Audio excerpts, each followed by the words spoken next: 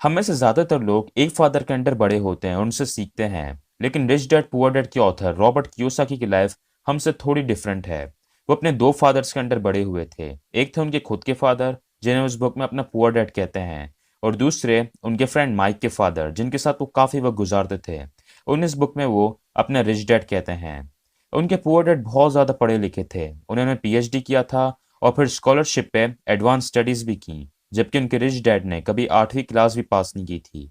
दोनों डैड्स अपने कैरियर में बहुत सक्सेसफुल थे, लेकिन उनके पुअर डैड के साथ हमेशा पैसों को लेकर प्रॉब्लम रहता था, जबकि उनके रिच डैड शहर के सबसे अमीर आदमियों में से थे।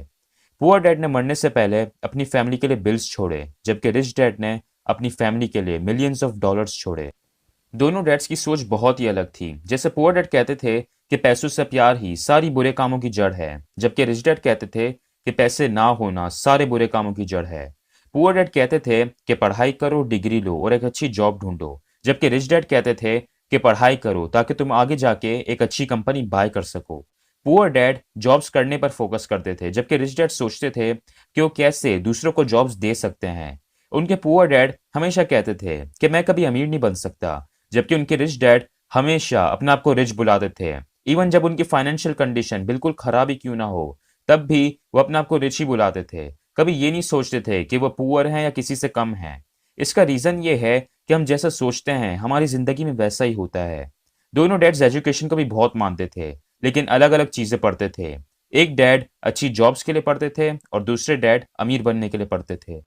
पुअर डैड कहते थे कि मैं ये अफोर्ड नहीं कर सकता, मैं वो अफोर्ड नहीं कर सकता, जबकि रिच डैड को जब कुछ चाहिए होता था तो वो सोचते थे कि मैं ये कैसे अफोर्ड कर सकता हूँ। रिच डैड का मानना है कि अमीर बनने के लिए आपका दिमाग तेज होना चाहिए, और तेज दिमाग के लिए आपको अपने दिमाग को चलाना होगा।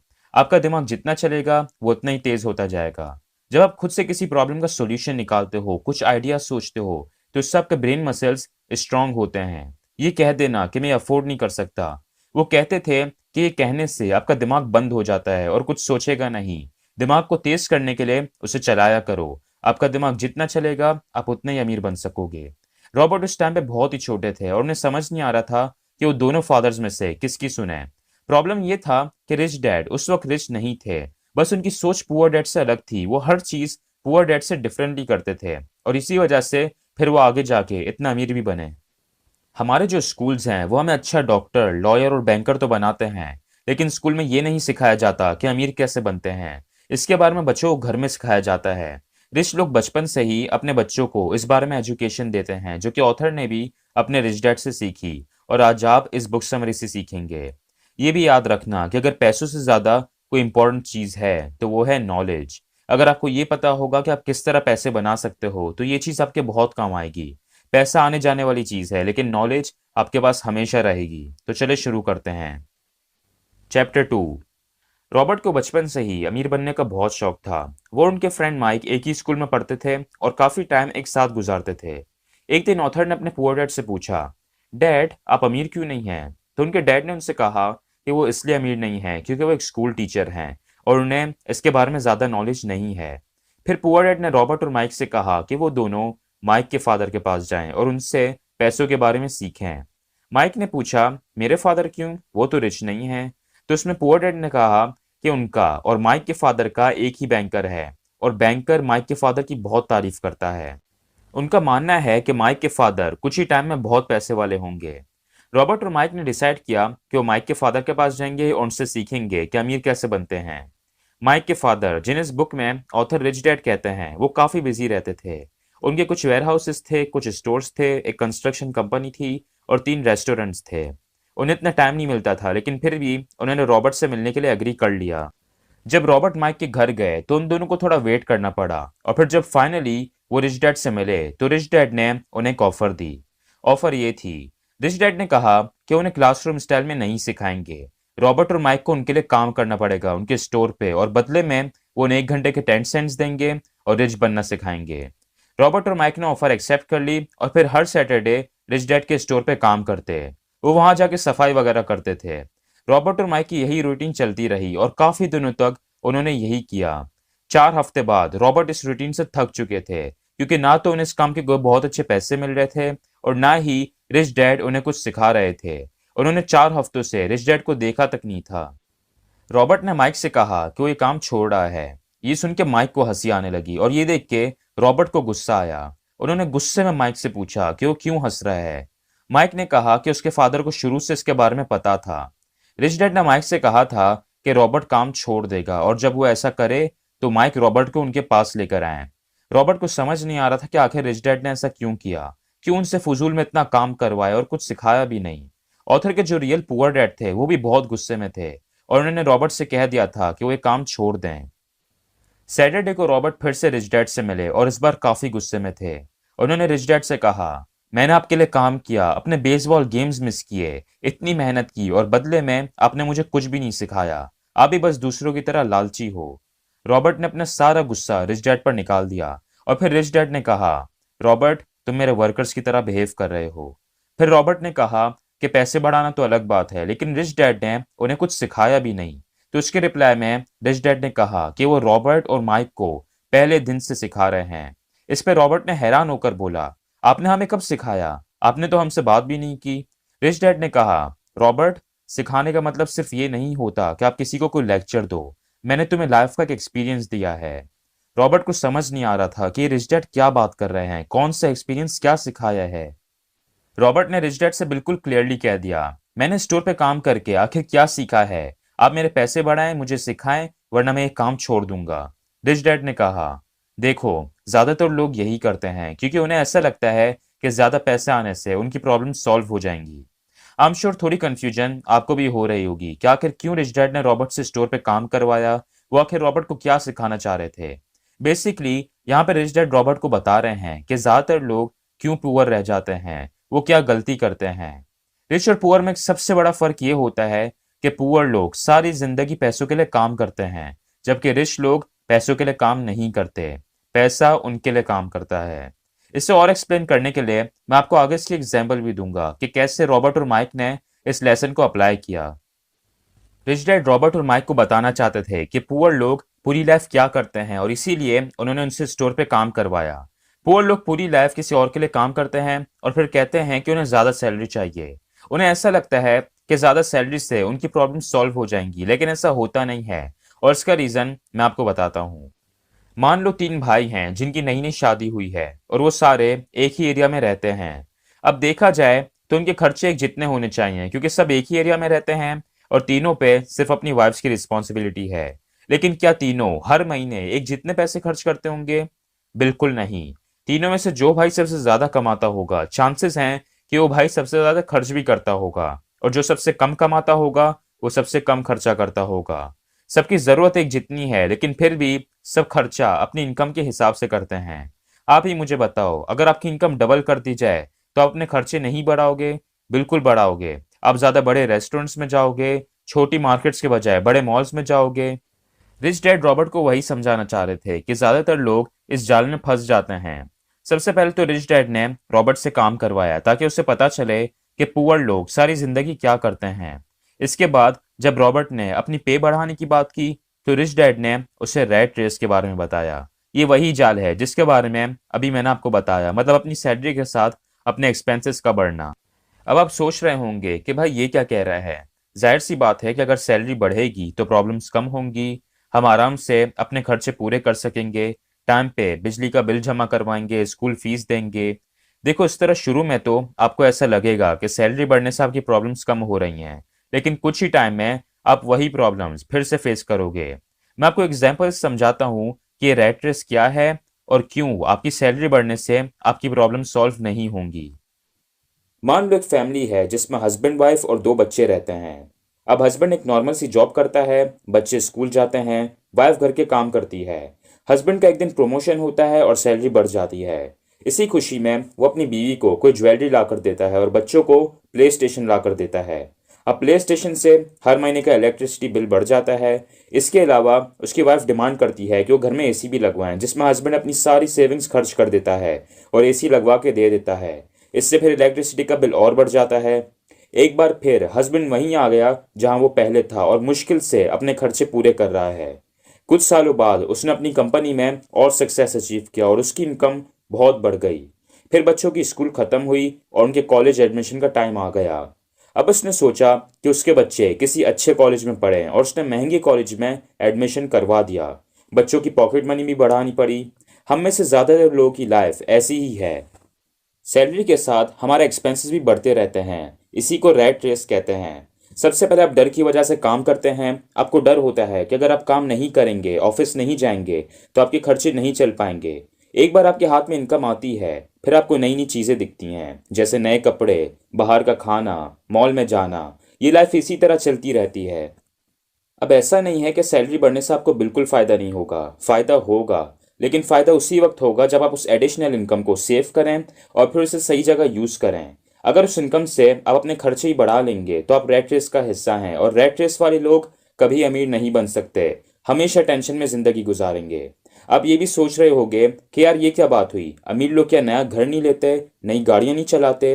बिल्कुल चलाते हैं, और वो भी खर्चे करते हैं। लेकिन उसका भी एक सही तरीका होता है, सही वक्त होता है, जिसके बारे में हम नेक्स्ट चैप्टर में बात करेंगे। इस चैप्टर से आपने दो बातें सीखनी है। पहली, रैट रेस के इस जाल से बचना है। अगर आपकी सैलरी बढ़ रही है तो उससे अपने खर्चे ना बढ़ाओ, बल्कि उसे सेव करो। और फिर उस इनकम से क्या करना है वो मैं आपको नेक्स्ट चैप्टर में बताऊंगा। दूसरा लेसन, अमीर लोग पैसों के लिए काम नहीं करते, पैसा उनके लिए काम करता है। रॉबर्ट और माइक ने इस लेसन को कैसे अप्लाई किया, अब ये मैं आपको बताता हूँ। उस टाइम पे बच्चे कॉमिक बुक्स बहुत पढ़ते थे, और माइक और रॉबर्ट ने देखा कि बहुत से डिस्ट्रीब्यूटर्स जब कॉमिक बुक्स पुरानी हो जाती थी तो उन्हें फेंक देते थे। रॉबर्ट और माइक ने उन डिस्ट्रीब्यूटर्स से बात की कि वो कॉमिक बुक्स उन्हें दे दें। डिस्ट्रीब्यूटर्स ने उनसे कहा कि वो उसी शर्त पे उन्हें कॉमिक बुक्स देंगे अगर वो उन्हें रीसेल ना करें। माइक और रॉबर्ट ने उनकी शर्त मान ली और माइक के घर में जो बेसमेंट था वहां पे एक लाइब्रेरी खोल ली। वहां पे बच्चों को 10 सेंट्स पे करने होते थे, और फिर 2 घंटे में वो जितनी चाहे कॉमिक बुक्स पढ़ सकते थे। उन्होंने माइक की छोटी बहन को एज अ लाइब्रेरियन हायर किया और उसे वीकली $1 पे करते थे। मैं ये बता दूं कि 1956 की बात है, और जिस टाइम पे रॉबर्ट और माइक ने लाइब्रेरी खोली थी उस टाइम पे वो रिच डैड के स्टोर पे भी काम करते थे, और इस बार उन्हें कुछ भी नहीं मिल रहा था। रिच डैड चाहते थे कि रॉबर्ट और माइक पैसों के लिए काम ना करें, वो कुछ ऐसा सोचें, कुछ ऐसा करें जिससे पैसा उनके लिए काम करे, और उन दोनों ने कर दिखाया। उन्हें लाइब्रेरी में काम नहीं करना पड़ता था, लेकिन फिर भी वो पैसे अर्न कर रहे थे। उन्होंने माइक की सिस्टर को हायर किया हुआ था और उससे पैसे दे रहे थे। इन अदर वर्ड्स, पैसा उनके लिए काम कर रहा था और उन्हें और ज्यादा पैसा कमा के दे रहा था। इसलिए आप भी सोचें कि पैसा किस तरह आपके लिए काम कर सकता है, आप कैसे सही जगह पैसे इन्वेस्ट कर सकते हैं। कोई आइडिया निकालें, थोड़ी रिसर्च करें, या किसी एक्सपीरियंस बंदे से पूछें जिसमें पैसा आपके लिए काम करे। चैप्टर 3। 1923 में एक मीटिंग हुई थी। इस मीटिंग में उस टाइम के सबसे अमीर और पावरफुल लोग आए थे। इनमें थे चार्ल्स स्क्वाब जो उस टाइम पे स्टील कंपनी के प्रेसिडेंट थे, सैमुअल इंसुल जो सबसे बड़ी यूटिलिटी के प्रेसिडेंट थे, हार्वर्ड हॉब्सन जो सबसे बड़ी गैस कंपनी के प्रेसिडेंट थे, लियोन फ्रेजर जो एक बैंक प्रेसिडेंट थे, रिचर्ड व्हाइटनी न्यूयॉर्क स्टॉक एक्सचेंज के प्रेसिडेंट। इसके अलावा इस मीटिंग में थे इवर क्रूगर, अर्थर कॉटन, जेसी लिवरमोर और एल्बर्ट फॉल। ये सारे लोग उस टाइम के सबसे अमीर आदमी थे। इस मीटिंग के 25 साल बाद इन सब की यह हालत थी। चार्ल्स स्कॉप की डेथ हो गई, और जब उनकी डेथ हुई तो उनके पास एक भी पैसा नहीं था। यहाँ तक कि अपनी जिंदगी के आखिरी 5 साल उन्होंने कर्जा लेकर गुजारी। ईवर क्रूगर और अर्थर कॉटन ये दोनों भी जब मरे तो उनके पास एक भी पैसा नहीं था। रिचर्ड व्हाइटनी और एल्बर्ट फॉल दोनों जेल से छूटे थे। फ्रेजर और लिवरमोर दोनों ने सुसाइड कर ली। सवाल ये कि आखिर इनके साथ क्या हुआ था। ये मीटिंग 1923 में हुई थी, और 1929 में यूएसए की इकोनॉमी क्रैश हो गई थी और बहुत से लोग रास्ते पे आ गए थे। ये नुकसान बाकी लोगों के साथ साथ इन अमीर लोगों को भी हुआ था, और इससे इनकी जिंदगी पे बहुत फर्क पड़ा। अब ये सारे तो बहुत ज्यादा अमीर लोग थे, लेकिन इनके साथ जो हुआ वो बहुत से लोगों के साथ होता है। बहुत से ऐसे बॉक्सर्स और स्पोर्ट्समैन हैं जिनके पास एक टाइम पे मिलियंस होते हैं, लेकिन फिर कुछ ही सालों में उनके पास एक भी पैसा नहीं बचता और वो नॉर्मल सी जॉब्स कर रहे होते हैं। बहुत से ऐसे पुअर और मिडिल क्लास लोग हैं जिन्हें लॉटरीज लगती हैं और उनके पास बहुत पैसा आ जाता है, लेकिन फिर एक वक्त आता है जब उनकी वही पहले जैसी हालत हो जाती है। ऐसा इसलिए होता है क्योंकि लोग पैसों पे बहुत ज्यादा फोकस करते हैं, जबकि ऑथर एडवाइस करते हैं कि आप पैसों पे नहीं, अपनी फाइनेंशियल एजुकेशन पे फोकस करो। फाइनेंशियल एजुकेशन का मतलब है कि आपको अपनी पैसा ग्रो करना आना चाहिए, उसे संभालना आना चाहिए। अगर आपके पास पैसा है और फाइनेंशियल एजुकेशन नहीं है तो फिर वो पैसा आपके पास ज़्यादा टाइम तक नहीं रहेगा। बहुत से लोग ऑथर से पूछते हैं कि वो कैसे स्टार्ट ले सकते हैं, कैसे मिलियनर बन सकते हैं, फाइनेंशियली फ्री हो सकते हैं। उन सबको ऑथर वही बताते हैं जो उनके रिच डैड उन्हें बताते थे। वो कहते हैं कि अपनी फाइनेंशियल एजुकेशन पे फोकस करो। ये जो फाइनेंशियल एजुकेशन का सब्जेक्ट है, ये आप एक बार में नहीं सीखते, इसे सारी जिंदगी सीखते रहते हैं। इसके लिए पैसों से रिलेटेड बुक्स पढ़ो, अमीर लोगों से सीखो, सेमिनार्स अटेंड करो। ये सब्जेक्ट सिर्फ पढ़ के नहीं सीखा जाता, बल्कि आपको एक्शन भी लेना होगा। जब रॉबर्ट कियोसाकी और उनके फ्रेंड माइक छोटे थे, उसी वक्त से रिच डैड ने उन्हें फाइनेंशियल एजुकेशन देना शुरू कर दी थी। एक दिन रॉबर्ट ने रिच डैड से पूछा कि अमीर बनने का सबसे बड़ा सीक्रेट क्या है। तो उस पर रिच डैड ने कहा, अमीर बनने का सिर्फ एक ही सीक्रेट है, वो ये कि आपको एसेट्स और लाइबिलिटीज के बीच का डिफरेंस पता होना चाहिए और आपको एसेट्स बाय करना है। वैसे फाइनेंशियल एजुकेशन का सब्जेक्ट बहुत ही डीप है, लेकिन ये जो प्रिंसिपल है ये अमीर लोगों का सबसे बड़ा सीक्रेट है। रिच डैड कहते हैं कि ये सबसे इंपॉर्टेंट रूल है, और अमीर बनने के लिए ये सिर्फ एक ही रूल है। अगर इसे फॉलो करोगे तो आप रिच बन जाओगे। अब क्वेश्चन ये है कि ये एसेट और लाइबिलिटी क्या है। एसेट मतलब कोई भी ऐसी चीज जिससे आपके पास पैसे आए। जैसे मान लो आपके पास एक घर है जिसे आपने रेंट पे दे दिया, अब हर महीने आपको उसका रेंट मिलेगा, तो ये एक एसेट है। लाइबिलिटी मतलब वो चीज जो आपसे पैसे लेती है। जैसे आपने घर में एसी लगवाया, जिससे हर महीने इलेक्ट्रिसिटी का बिल बढ़ जाएगा, तो ये एक लाइबिलिटी है। बहुत से लोगों को चीज़ों को कॉम्प्लिकेटेड करने में मज़ा आता है, लेकिन रिच डैड हमेशा चीज़ों को सिंपल रखते थे, और सिंपल करके वो रॉबर्ट और माइक को सिखाते थे। अगर आप किसी अकाउंटेंट से एसेट और लायबिलिटी की डेफिनेशन पूछेंगे, तो शायद आपको कोई और जवाब मिले, लेकिन रिच डैड की डिक्शनरी में एसेट और लायबिलिटी का यही सिंपल मीनिंग है। तो अगर आपको अमीर बनना है तो सिंपली अपनी लाइफ में एसेट्स बाय करो, और अगर गरीब रहना है तो लायबिलिटीज बाय करो। अब आप सोच रहे होगे कि यार ये क्या बात हुई, अमीर लोगों के घर में क्या एसी नहीं लगा होता, उनके पास गाड़ियां और लग्जरीज नहीं होती? बिल्कुल होती हैं। अमीर लोग बहुत सी लग्जरीज बाय करते हैं, और रॉबर्ट कियोसाकी के पास भी बहुत सी गाड़ियां और लग्जरीज हैं।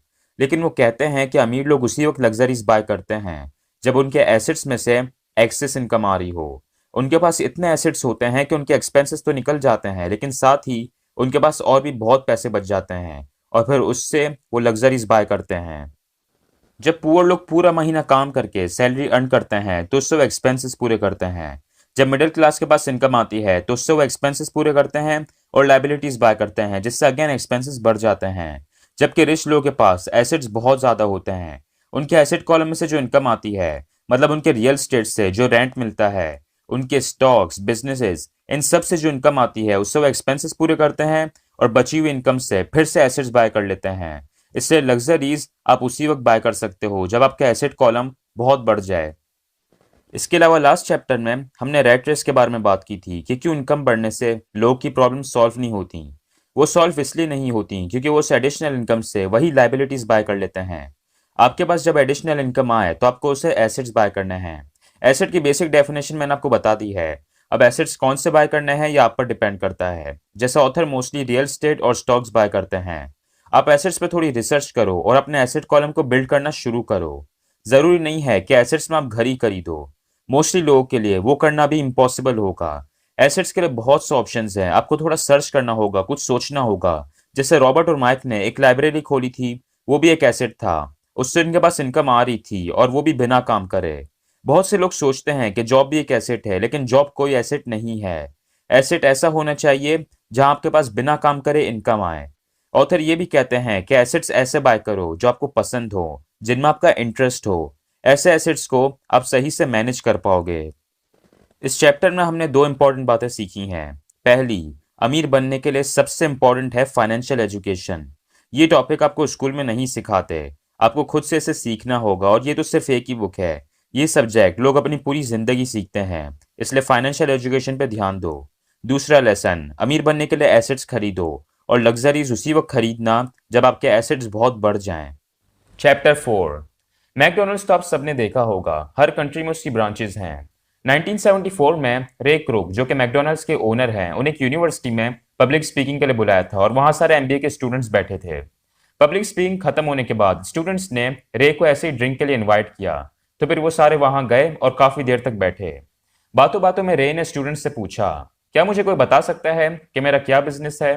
तो इस सवाल पे सारे स्टूडेंट्स हंसने लगे, और फिर एक ने कहा, रे, किसे नहीं पता कि तुम्हारा बिजनेस बर्गर सेल करने का है? तो उस पे रे ने कहा, गलत, मेरा बिजनेस बर्गर सेल करने का नहीं है, मेरा बिजनेस है रियल एस्टेट। वैसे मैकडोनल्ड्स में बर्गर्स ही मिलते हैं, लेकिन एक चीज जिसका रे बहुत ज्यादा ख्याल रखते हैं, वो थी फ्रेंचाइज की लोकेशन। मैकडोनल्ड्स की बहुत सी फ्रेंचाइजेज हैं, और अगर किसी भी फ्रेंचाइज को सक्सेसफुल बनाना है तो उसकी लोकेशन सबसे ज्यादा इंपॉर्टेंट है। जब किसी भी कंट्री में कोई मैकडोनल्ड्स खोलता है, तो उस जमीन को, उस रियल एस्टेट को मैकडोनल्ड्स के नाम से बाय करता है। इसी वजह से आज मैकडोनल्ड्स के पास इतना रियल एस्टेट है जितना पूरी दुनिया में किसी के पास नहीं है। अगर रे क्रोक सिर्फ बर्गर्स बनाने पर ध्यान देते तो शायद वो कभी इतना अमीर नहीं बन पाते, लेकिन उन्होंने अपने एसेट कॉलम को बिल्ड किया है। मैकडोनल्ड्स के रियल एस्टेट बढ़ते जा रहे हैं, जिसकी वजह से उनके एसेट्स और इनकम भी बढ़ रही है। रिच डैड बचपन में रॉबर्ट को भी यही सिखाते थे। इस चैप्टर में ऑथर ने अमीर लोगों का सीक्रेट 3 बताया है, जो है माइंड योर ओन बिजनेस, मतलब अपने एसेट कॉलम को बिल्ड करो। अब ये पॉइंट हम ऑलरेडी लास्ट चैप्टर में डिस्कस कर चुके हैं, लेकिन इस चैप्टर में आपको उसी से रिलेटेड कुछ इंपॉर्टेंट लेसन मिलेंगे। सबसे पहले तो ये जान लो कि एक इंसान का प्रोफेशन और बिजनेस दोनों अलग अलग होते हैं। बहुत से लोग अपने प्रोफेशन को बिजनेस समझते हैं। जब ऑथर लोगों से पूछते हैं कि उनका क्या बिजनेस है, तो वो कहते हैं कि मैं बैंकर हूं, मैं टीचर हूं, लेकिन ये इनका बिजनेस नहीं है क्योंकि वो बैंक में काम करते हैं, उसके मालिक नहीं हैं। हमारे यहाँ लोग इसलिए पुअर रह जाते हैं क्योंकि उनके पास कोई एसेट या बिजनेस नहीं होता। वो अपनी पूरी लाइफ किसी और के लिए काम करते हैं और इस पर्सन को अमीर बनाते हैं, फिर गवर्नमेंट को टैक्सेस पे करते हैं और फिर एंड में उनके पास कुछ नहीं बचता। ज्यादातर लोग स्कूल और कॉलेज में जाते हैं और जो पढ़ते हैं वही बन जाते हैं। अगर लॉ पढ़ रहे हैं तो लॉयर, मेडिकल की फील्ड में है तो उससे रिलेटेड प्रोफेशन। ऐसे नहीं है कि आपको ये सब नहीं करना चाहिए। ऑथर कहते हैं कि हर सोसाइटी में डॉक्टर, लॉयर, बैंकर, इन सब की जरूरत होती है, इसलिए आपको भी ये करना चाहिए। लेकिन साथ ही आपके पास अपने भी कोई एसेट्स होने चाहिए जहां पे आपको बिना काम करे इनकम मिले। रिच लोग सिर्फ अपने एसेट्स पे फोकस करते हैं, जबकि पुअर और मिडिल क्लास अपनी सैलरीज पे फोकस करते हैं। वो चाहते हैं कि उनकी सैलरी बढ़ जाए, और अगर बढ़ भी जाए तो उससे कोई फायदा नहीं होता क्योंकि उससे वो अपने एक्सपेंसेस ही बढ़ा लेते हैं। ज्यादा सैलरी का उसी वक्त फायदा होगा अगर आप उस एडिशनल इनकम से एसेट्स बाय करो। यहाँ पे ऑथर ने एक और बात बताई है। वो कहते हैं कि जब भी आप जिंदगी में दूसरों से कुछ अलग करते हो तो प्रॉब्लम्स आती हैं। एक बार ऑथर को लोन की जरूरत थी तो उन्होंने बैंक में लोन के लिए अप्लाई किया, लेकिन बैंक वालों ने मना कर दिया, और सिर्फ इस वजह से मना किया क्योंकि ऑथर ने रियल स्टेट में बहुत पैसा इन्वेस्ट किया हुआ था। बैंक वालों को यह चीज अच्छी नहीं लगी कि सिर्फ एक इंसान अकेला रियल स्टेट से इतना पैसा कमा रहा है। इसलिए याद रखना कि अगर आप लोगों के साथ चलोगे तो आपको सपोर्ट करेंगे, लेकिन फिर आप उन्हीं की तरह बन जाओगे, उन जैसी जिंदगी गुजारोगे। लेकिन अगर आप दूसरों से अच्छी जिंदगी चाहते हो तो आपको उनसे अलग चलना पड़ेगा। वो आपको सपोर्ट नहीं करेंगे, बहुत सी मुश्किलें आएंगी, शायद आपकी फैमिली भी आपको सपोर्ट ना करे, लेकिन उस रास्ते के आखिर में आपको रिवॉर्ड्स भी फिर अच्छे मिलेंगे। आप में से जो अडल्ट्स इस वीडियो को देख रहे हैं, जो कोई जॉब करते हैं और पैसे कमाते हैं, उनके लिए ऑथर ने एक ही एडवाइस दी है। आप लोग अपनी जॉब कंटिन्यू करें, एक अच्छे हार्ड वर्किंग एम्प्लॉय बने, लेकिन जब सैलरी आए तो उसे पूरा खर्च ना करें, अपने खर्चे कम से कम रखें, पैसे सेव करें और फिर उन पैसों से एसेट्स बाय करें।